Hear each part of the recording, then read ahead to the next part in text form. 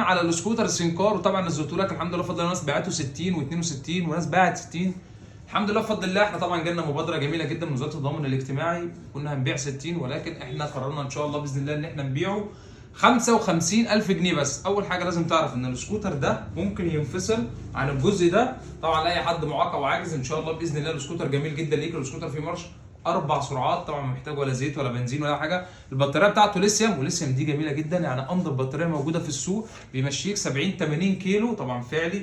كام 4 سرعات، بطاريه 3000 ملي امبير 72 فولت. طبعا احنا ممكن نفصل دي وتمشي بيه لوحده، ده لو انت هتستخدمه وانت حضرتك مش عاجز.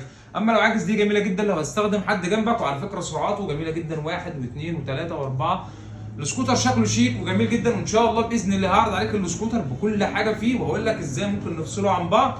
وطبعا اقل السعر مش هتلاقي حد يبيع بالسعر ده، 55,000 جنيه بس. طبعا نشكر جدا طبعا وزاره التضامن الاجتماعي على المبادره الجميله جدا ديت، والحمد لله بفضل الله احنا كنا متفقين معاهم ان حد معاق او عاجز، ولكن ان شاء الله باذن الله هنبيعه لاي حد 55,000 جنيه بس.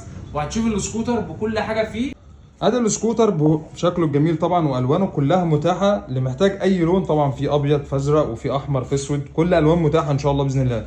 زي ما انت شايف السكوتر شكله جميل جدا طبعا، وتفاصيله وتصميمه الديزاين بتاعه جميل جدا، العجل بتاعه الكبير. طبعا السكوتر 4 سرعات، بطاريه ليثيوم 3000 ملي امبير 72 فولت، من 70 80 كيلو تمشيك. وادي السرعات، طبعا عندي سرعه اولى بتبدل 2 3 4، طبعا سرعته بتوصل معاك حوالي 70 او 80. طبعا السكوتر لو فصلته عن بعض يمشي معاك ويجيب معاك اكتر.